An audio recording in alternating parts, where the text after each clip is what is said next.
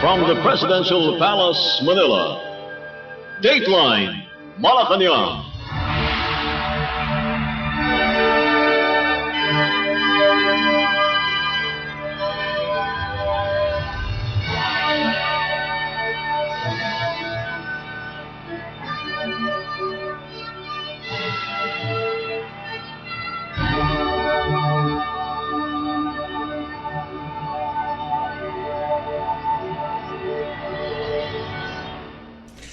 Good day. This is Dateline Malacañang in Review. Philippine President Ferdinand R. Marcos Jr. on Monday strongly objected to China's recent declaration of a national nature reserve in the Scarborough Shoal, also known as Bajo de Masinloc, during the 20th East Asia Summit or EAS in Malaysia. The Philippine president asserted that the shoal is a long-standing and integral part of the Philippines over which the country exercises full sovereignty and jurisdiction. The president emphasized that only the Philippines has the authority to designate environmental protection areas within its maritime zones. President Marcos condemned China's move as a violation of Philippine sovereignty, a threat to the traditional fishing rights of Filipino fisherfolk, and a breach of international law, particularly the 1982 United Nations Convention on the Law of the Sea, or UNCLOS, and the 2016 South China Sea arbitration ruling. Despite these tensions, President Marcos reaffirmed the Philippines' commitment to defending its rights while constructively engaging with other claimant states. The EAS, held alongside the 47th Association of Southeast Asian Nations, or ASEAN Summit in Malaysia, brought together leaders from ASEAN and key dialogue partners including China, the United States, India, and others. President Marcos highlighted the importance of diplomacy, dialogue, and adherence to international law in addressing regional disputes and preventing conflict. He called for sincere efforts toward de-escalation and constructive diplomacy amid growing geopolitical challenges. Malaysian Prime Minister and ASEAN Chair Anwar Ibrahim echoed the need for regional solutions, stressing that the South China Sea issue should be resolved within ASEAN and its partners without external imposition. He affirmed that the situation remains under control and urged all parties to uphold international legal principles, especially UNCLOS. Ongoing negotiations between China and ASEAN aim to finalize a code of conduct to manage tensions in the disputed South China Sea. China, in the meantime, has accused unnamed external forces of undermining peace in the region. Dateline Malacañang. Malacañang announced Monday that the Philippines is actively negotiating with the United States to secure tariff exemptions for key export products.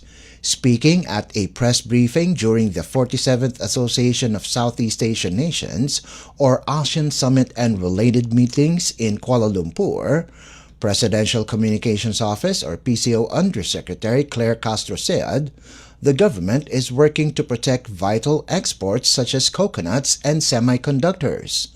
Castro emphasized that these trade matters require deliberate and careful negotiation, noting that they cannot be resolved hastily. The U.S. government has imposed steep tariffs on several countries, including ASEAN members, with some rates reaching up to 40%. Since August 7, 2025, Philippine exports to the U.S. have faced a 19% tariff, slightly lower than the original 20% rate announced under the Trump administration. Despite the impact, Foreign Affairs Secretary Maria Teresa Lazaro previously noted that these reciprocal tariffs could serve as a catalyst for ASEAN to strengthen internal trade and cooperation. Ongoing discussions at the summit include efforts to expand intra-ASEAN trade and enhance free trade agreements with dialogue partners such as China. On the sidelines of the summit, U.S. President Donald Trump signed reciprocal trade deals with leaders from Thailand, Malaysia, Cambodia, and Vietnam, signaling continued engagement with the region on economic matters. Meron pa po at patuloy po ang pakikipagnegosasyon at may mga issues po kasi na maaari natin sabihin komprehensibo na patungkol po sa mga trade rules and regulations at pati na po yung mga non-tariff measures like yung services and investments. At nandun po kasi yung mga issues patungkol po sa gusto na protektahan ng bansa natin, yung mga agricultural products. At katulad po ng coconuts, pineapple, sugar, cocoa, electronic products. At yan po, ilan po ito sa mga hindi po sa ngayon makakayang i-negotiate ng basta-basta ng Pilipinas. So, nandun pa rin po ang pakikipag-usap para po yung iba mga produkto natin ay hindi naman po maapektuhan. Was Palace Press Officer Claire Castro. Dateline Malacañang.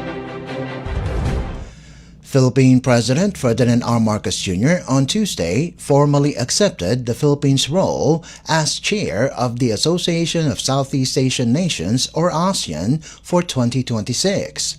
Malaysian Prime Minister Anwar Ibrahim turned over the ASEAN chairship gavel to President Marcos during the closing ceremony of the 47th ASEAN Summit and related summits at Kuala Lumpur Convention Center in Kuala Lumpur, Malaysia. President Marcos said the Philippines will push for inclusive initiatives to strengthen and empower the region's security, economy, and people amid an increasingly evolving regional landscape. These main priorities, President Marcos said, will serve as Manila's compass in driving ASEAN toward a future where peace, prosperity, and people remain at the heart of all that we say and all that we do. The Philippines, as 2026 ASEAN chair, he said, will implement the ASEAN Community Vision 2045 in its first year and help advance Timor-Leste's further integration into the regional circle.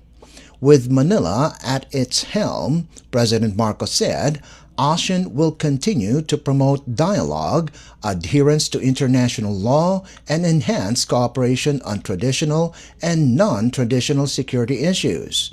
President Marcos said ASEAN centrality will be at the core of its initiatives in the coming year.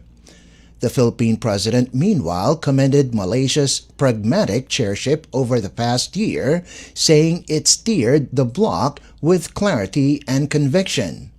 President Marcos said Manila will champion continuity and build upon the gains achieved by Malaysia and previous summits. ASEAN is our ship, and 2026 will be the year when we set full sail together towards our shared horizon, guided by the theme, Navigating Our Future Together. The Philippines will continue to fortify our peace and security anchors, strengthen our prosperity corridors, and advance people empowerment. These main priorities will serve as our compass, guiding ASEAN towards a future where peace, prosperity, and people remain at the heart of all that we say and all that we do. This reflects not just our aspirations, but our resolve to ensure that ASEAN's integration agenda translates into real opportunities for businesses to grow, for communities to thrive, and for progress to be inclusive, sustainable, and shared by all. With the Philippines at the helm, we will continue to ensure that ASEAN and ASEAN-led mechanisms and processes remain central. We, as ASEAN, will stand firm as the institution that serves as the driving force behind the region's evolving landscape. Our goal is not to diverge from past chairships, but to build upon the collective work of our predecessors. Milestones reached during the summit was the official admission of Timor-Leste as ASEAN's 11th member and the signing of the ASEAN-China Free Trade Agreement or ACFTA 3.0 Upgrade Protocol. Dateline Malacañang. Also on Tuesday, Philippine President Ferdinand R. Marcos Jr. reaffirmed the Philippines' readiness to lead the Association of Southeast Asian Nations or ASEAN in 2026, emphasizing the strategic benefits of chairship for Manila's regional influence and partnerships.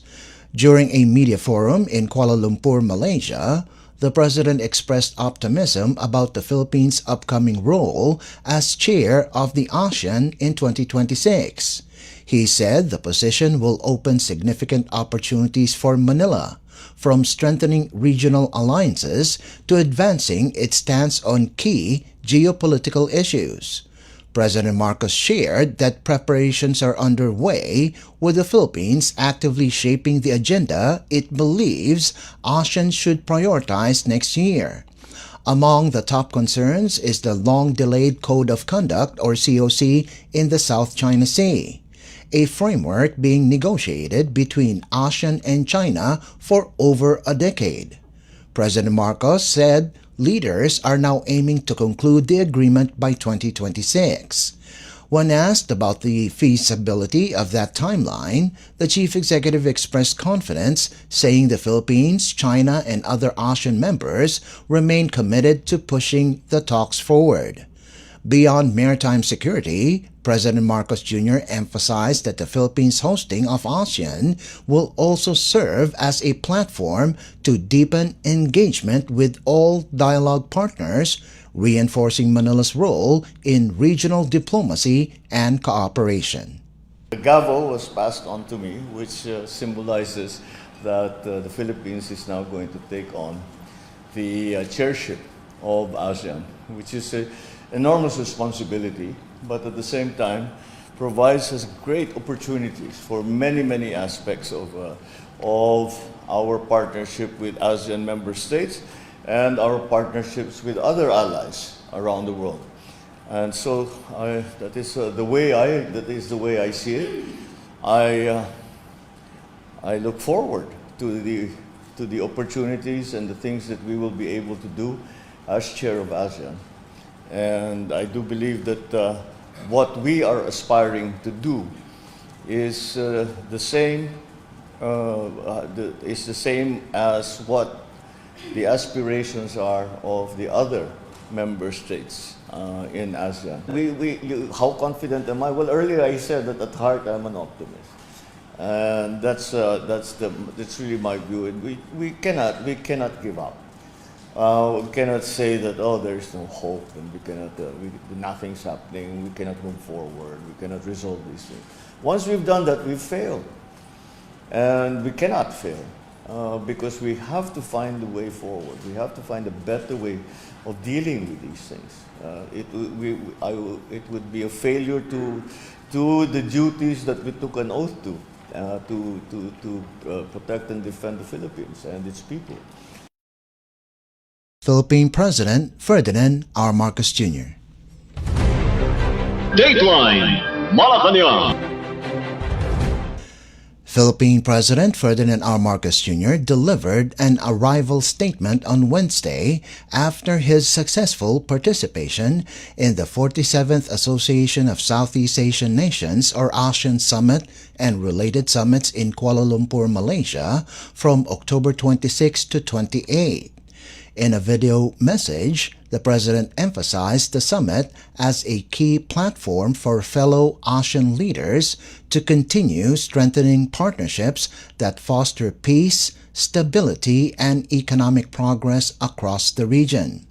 President Marcos also reaffirmed the country's unyielding commitment to advancing the Philippines' bilateral relations with dialogue partners and discusses cooperation across many fields of mutual interest, including security and defense, maritime affairs, climate action, trade and investment, agriculture, and people-to-people relations.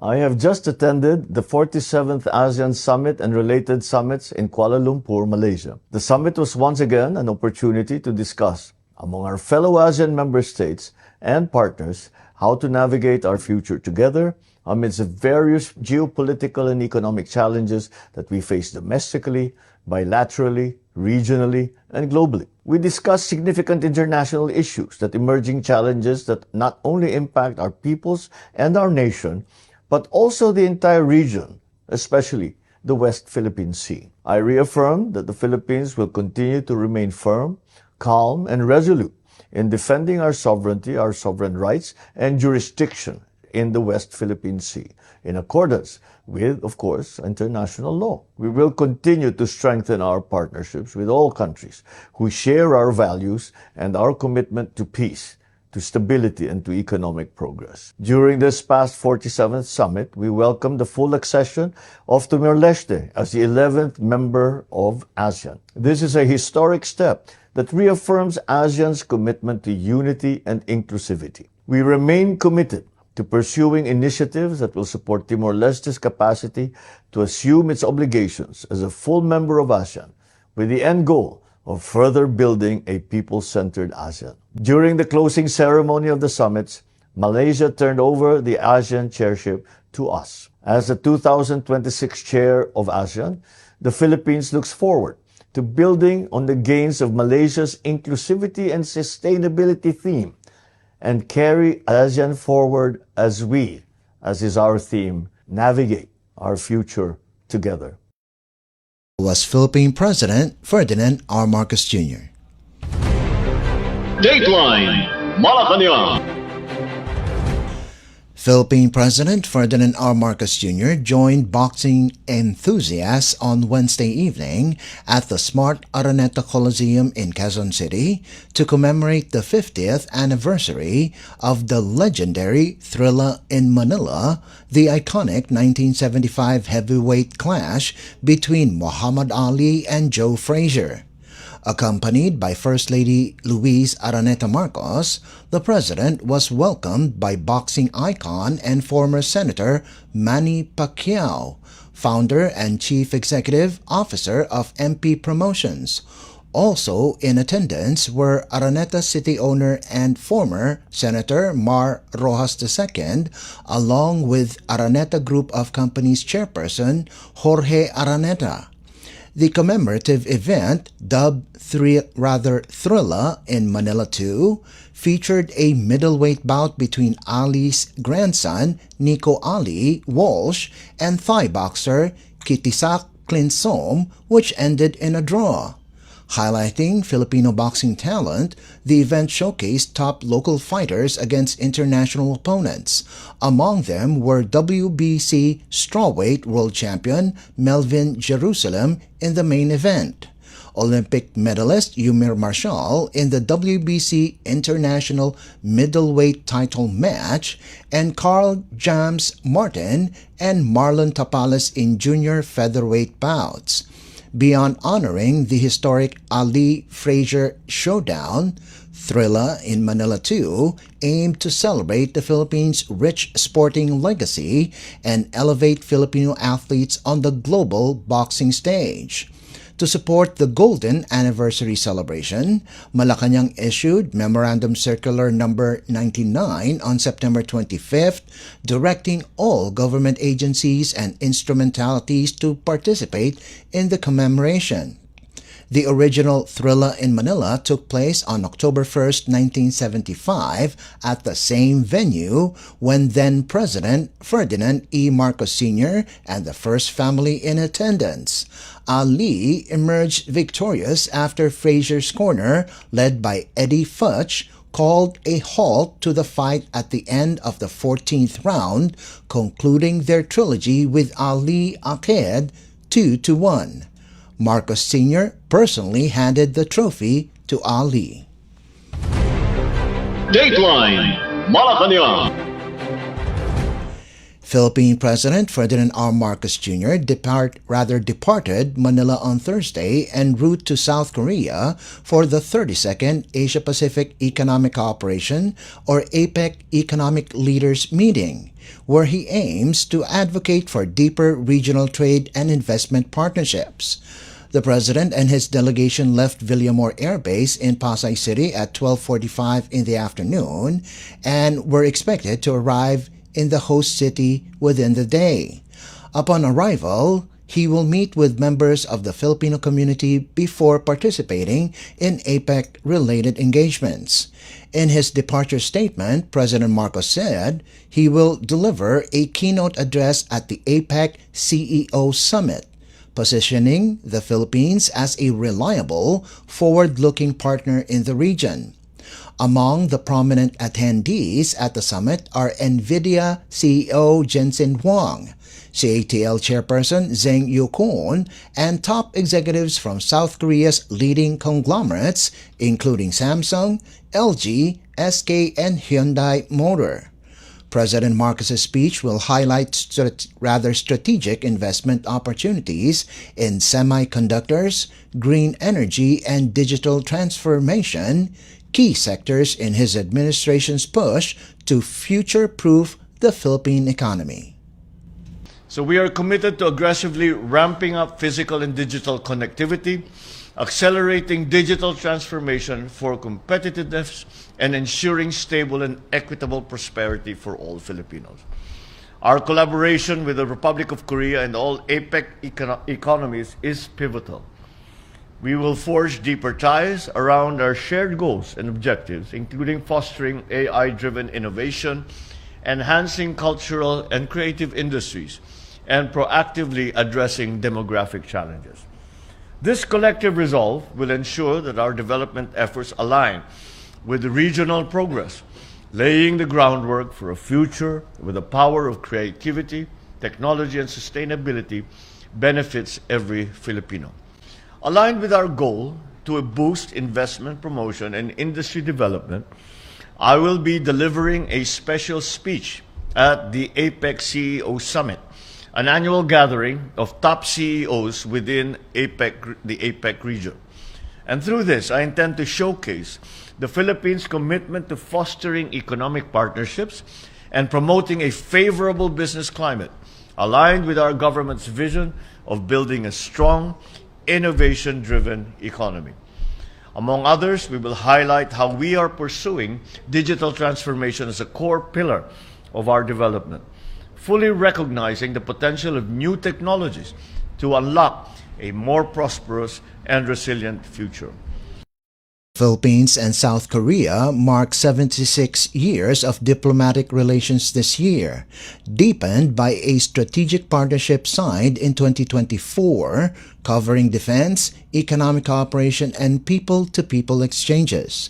The Philippine President will end his visit with a wreath-laying and tree-planting ceremony at the United Nations Memorial Cemetery to honor the 7,420 Filipino soldiers who fought in the Korean War. Dateline Malacañang. Philippine President Ferdinand R. Marcos Jr. has broadened his directive to cut inflated infrastructure costs, instructing all government agencies to adopt standardized pricing reforms aimed at curbing corruption and aligning project budgets with actual market rates. Speaking before his departure for the APEC leaders meeting in South Korea on Thursday, the President said the move is part of a broader push for transparency and fiscal discipline across the bureaucracy. The expanded order now covers infrastructure and capital outlay projects under the Departments of Education or DepEd, Agriculture or DA, Health or DOH, Transportation or DOTR, Interior and Local Government or DILG, and the National Irrigation Administration or NIA. This builds on a policy first imposed on the Department of Public Works and Highways or DPWH last week, following audit findings that revealed project cost estimates inflated by as much as 50%. The directive comes amid an ongoing government investigation into corruption in public infrastructure, with flood control projects under particular scrutiny. So, alongside our efforts to strengthen the Philippines' regional foothold and attract investment, we continue to cleanse our bureaucracy of corruption, because only a transparent government can build a fair economy. Last October 25, this administration renewed a promise that guides all our actions: to guard every peso entrusted to us and return it to our people in the form of progress they can see and that they can feel. When funds are protected and spent to discipline, prices ease, opportunities grow, and communities thrive. The Department of Public Works is now aligning its project costs with real market prices and reducing these by 50%. So let me be clear, the quality of what we build will not be compromised. The only thing weakened will be corruption. This is the accountability that our citizens deserve. It will not be limited to the public works, but we shall be the norm across all of government. We are reducing costs for 2026 of the FMRs, the irrigation, classrooms, and hospital. In this light, the DepEd, DADILG, DOH, DOTR, NI, and all other relevant agencies shall immediately follow the same pricing system as that of the DPWH. The savings we secure will go where they matter most. The programs that uplift families, support livelihoods, and strengthen communities. Because when our people grow in capability and confidence, the nation grows with them. A government that honors public trust, a nation that stands firm on integrity. This is our promise and real change for Filipino today and for all generations to come. Philippine President Ferdinand R. Marcos Jr.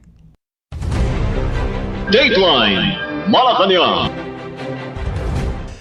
Philippine President Ferdinand R. Marcos Jr. reaffirmed his administration's commitment to making government services more accessible to Filipinos abroad, wherever they are in the world. Speaking at a community gathering at the Grand Wyndham, Busan, ahead of the Asia-Pacific Economic Cooperation or APEC Summit, the President assured overseas Filipinos that they remain a priority of the Philippine government. The Chief Executive announced the upcoming opening of a Philippine Consulate General in Busan, the country's second in South Korea after the embassy in Seoul, to bring essential consular services closer to Filipinos in the southern region. President Marcos also confirmed the launch of a Social Security System or SSS office within the Philippine Embassy in Seoul to simplify access to benefits and claims. The President thanked the Filipino community for their continued support and dedication, recognizing their contributions to both the host country and the Philippines. President Marcos emphasized that the government's long-term vision is to make overseas employment a choice rather than a necessity, as the country works together toward building a more resilient and inclusive economy. Dahil kahit naman malayo kayo, ramdam namin sa Pilipinas ang inyong suporta, ang inyong malasakit. Nandito ako ngayon sa Republic of Korea, oo nga, dahil nga sa APEC Economic Leaders Meeting. Mapakahalaga po itong meeting na ito dahil hindi lamang ito para sa Pilipinas, kundi para sa buong Southeast Asia at ngayon yung ating itinatawag na Indo-Pacific region. Dito nagkakaisa mga bansa sa rehiyon para pag-usapan kung paano natin mapapalakas ang ating mga ekonomiya. Mas mapapabilis ang palitan ng produkto at serbisyo at masisiguro na ang bawat mamayan, lalo na ang ordinaryong Pilipino na may maliliit na negosyo, ay sila ay kasama sa ating pag-uunlad. My fellow Filipinos, I want to assure you, hindi kayo namin nakakalimutan. We work very hard to make sure that government services reach you all the way here in Korea or wherever you are. Tuloy-tuloy ang ating mga programa para sa OFW. Para kayo ay protektado at may suporta at may pagkakataon makabalik at magtagumpay din sa sarili nating bayan. At dahil sa inyong tulong sa ating bansa, akin pong ikinagagalak na ipaabot sa inyo na sa mga susunod na buwan, sisimulan na ng Department of Foreign Affairs ang karampatang mga preparasyon para sa pagbubukas ng ating konsulado dito sa Busan. Sa madaling sabi, sa susunod na taon ay may mabubukas na Philippine Consulate General dito. At dahil dito, magiging dalawa na po ang opisina ng Pilipinas dito sa Korea. Yung embahada natin sa Seoul at ngayon yung bubuksan natin konsulado dito sa Busan. Ang pagtatayo ng konsulado ay isang mahalagang hakbang upang mas mapalapit ang serbisyo ng ating pamahalaan sa bawat Pilipino dito sa Busan at sa mga karatig na lugar. Soon, you will no longer need to travel all the way to Seoul to renew your passports, to submit civil registry documents, and to legalize your documents for use in the Philippines. Philippine President Ferdinand R. Marcos Jr. Dateline Malacañang. And finally, Philippine President Ferdinand R. Marcos Jr. joined fellow Asia-Pacific leaders on Friday for the official welcome ceremony of the 2025 Asia-Pacific Economic Cooperation, or APEC, Economic Leaders Meeting held at the Wabec International Convention Center in Gyeongju. President Marcos was received by South Korean President Lee Jae-myung, who is chairing this year's summit under the theme of Innovation, Inclusivity, and Sustainability. Later in the day, the Philippine President is scheduled to speak before top business leaders at the APEC CEO Summit and hold a bilateral meeting with President Lee to strengthen cooperation between the Philippines and South Korea. The two-day summit brings together leaders from the 21 APEC member economies, representing half of global trade and 61% of the world's gross domestic product, or GDP, alongside delegates from major international organizations. Among the attendees are Chinese President Xi Jinping and Japanese Prime Minister Sanae Takaichi. U.S. President Donald Trump is skipping the plenary sessions but earlier participated in a business forum and separate meetings with Presidents Lee and Xi. As host, South Korea is pushing for consensus on the Gyeongju Declaration, which outlines key priorities including artificial intelligence and demographic adaptation. Throughout two high-level sessions, APEC leaders will review ministerial recommendations focused on enhancing regional prosperity through supply chain resilience, digital transformation, and sustainable development. Dateline Malacañang. Before we conclude our program, Radyo Pilipinas World Service of the Presidential Broadcast Service is live on audio streaming. Just download Evox PBS Receiver on your Google Play Store or the App Store from your Apple phone. You can also visit our Facebook page and YouTube channel. Just type in and search for Radyo Pilipinas World Service. Kindly subscribe, like, and share our posts as well. And that concludes this edition of Dateline Malacañang in Review. For Radyo Pilipinas World Service, this is Leo Magpayo. Good day and stay safe. From the Presidential Palace, Manila, Dateline Malacañang.